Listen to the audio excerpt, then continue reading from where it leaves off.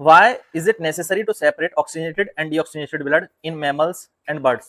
क्यों जरूरी है कि जो ऑक्सीजनेटेड ब्लड है और जो डीऑक्सीजनेटेड ब्लड है उसको सेपरेट किया जाए? ऐसा क्यों जरूरी है ह्यूमन बींग्स में भी, मैमल्स में भी, बर्ड्स में भी? ऐसा क्यों जरूरी है कि हमारा जो ऑक्सीजनेटेड ब्लड है और डीऑक्सीजनेटेड ब्लड है वो अलग अलग रहता है? क्यों? अगर हम देखें हार्ट की बात करें तो हार्ट 3 चैम्बर्ड हार्ट भी होता है, 3 चैम्बर्ड सेपरेटेड, और 4 चैम्बर्ड हार्ट भी। ठीक है, ह्यूमन बींग्स में कौन सा 4 चैम्बर है? ठीक है, ह्यूमंस में 4 चैम्बर्ड हार्ट है। और अगर हम देखें तो जैसे ऊपर ये हमारे लंग्स हो गए, फिर ये हार्ट हो गया, ये बॉडी होगी। सपोज दैट ये एम्फीबियन है, टर्टल में ये लंग्स हो गए, ये हार्ट हो गया, ये बॉडी हो गई। ठीक है, अब इसी तरह से बर्ड्स और ह्यूमन का भी होता है। तो क्या होता है कि हार्ट का क्या काम है कि बॉडी में जो डीऑक्सीनेटेड ब्लड है वो पंप कर देता है हार्ट लंग्स की ओर, और जब उसमें ऑक्सीजन घुल जाती है तो वो आ जाता है हार्ट में, और उस वो जब हार्ट में आ जाता है ऑक्सीजन घुलने का तो उसको पंप कर देता है बॉडी की ओर।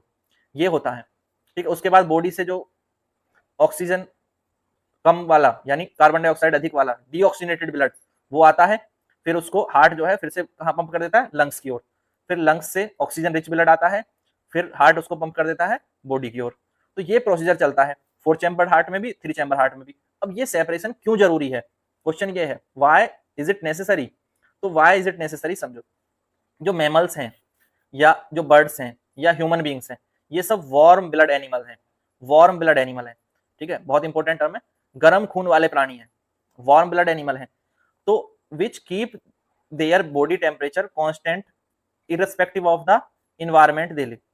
अब ये गर्म खून वाले प्राणी है, सपोज दैट ह्यूमन बींग है, उनकी जो बॉडी का टेम्परेचर है वो 37 डिग्री सेंटीग्रेड के अप्रोक्सी जो है वो रहता है, और ये 37 डिग्री सेंटीग्रेड के अप्रोक्स ही बना रहता है, भले ही इन्वायरमेंट का टेम्परेचर कुछ भी हो, वो 40 हो 50 हो, जैसे आजकल गर्मियों में जो है 45-50 तक भी टेम्परेचर जा रहा है, या सर्दियों में वो 15 हो, 20 हो, 5 हो, पर बॉडी टेम्परेचर 37 डिग्री सेंटीग्रेड ही रहता है। ऐसे ही हर एक एनिमल का जो बॉडी टेम्परेचर है, वार्म ब्लड एनिमल्स का, वो एक पर्टिकुलर होता है और वो अपनी बॉडी टेम्परेचर को उतना ही बनाए रखते हैं।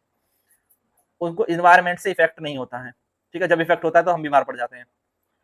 अब ये वार्म ब्लड एनिमल को ऐसा करने के लिए कि वो अपने बॉडी टेम्परेचर को मेंटेन रखें, ऐसा करने के लिए बहुत जरूरी है कि ऑक्सीजनेटेड ब्लड और डीऑक्सीजनेटेड ब्लड में सेपरेशन हो।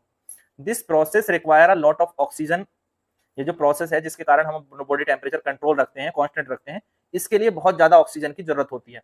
It requires a lot of oxygen for more cellular respiration. हम किस टाइप का रेस्पिरेशन करते हैं? सेलुलर रेस्पिरेशन करते हैं। ये आपको पता ही होगा, आपने पिछले चैप्टर्स में पढ़ा है, 9th क्लास में भी ये पढ़ा है, तो मैं अभी इसको जो है डिस्कस नहीं कर रहा हूँ। सेलुलर रेस्पिरेशन के लिए बहुत ज्यादा ऑक्सीजन की जरूरत होती है, और जितने भी वार्म ब्लड एनिमल हैं उनमें सेलुलर रेस्पिरेशन होता है और उन्हें बहुत ज्यादा ऑक्सीजन की जरूरत होती है। ठीक है, so that the warm blood animals produce more energy to balance their body temperature.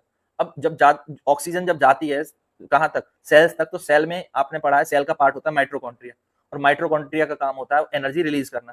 जितनी ज्यादा ऑक्सीजन पहुंचेगी उतनी ज्यादा एनर्जी रिलीज होगी, और जब एनर्जी रिलीज होती है उसी के कारण जो है बॉडी अपना टेम्परेचर मेंटेन कर पाती है। तो इस तरह से बॉडी टेम्परेचर मेंटेन होता है। तो अब एक पॉइंट टू पॉइंट समझे फिर से कि ये जो जितने भी वार्म ब्लड एनिमल हैं इनको अपनी बॉडी का टेम्परेचर मेंटेन करना है एनवायरमेंट के रेस्पेक्ट में, और वो मेंटेन करने के लिए उन्हें बहुत सारी ऑक्सीजन वो लेते हैं और सेलुलर रेस्पिरेशन करते हैं, और उसमें बहुत सारी एनर्जी रिलीज होती है। उस एनर्जी के रिलीज होने से टेम्परेचर बॉडी का बैलेंस होता है। तो ये सब प्रोसेस हो इसलिए इंपॉर्टेंट है। Hence, it is very important for the warm blood animals to separate the oxygenated and deoxygenated blood to keep their circulatory system efficient। और इनका जो सर्कुलेटरी सिस्टम है, जो ब्लड का फ्लो सिस्टम है, वो इफिशिएंटली काम करे, इसलिए ये सेपरेशन जरूरी है। क्लियर?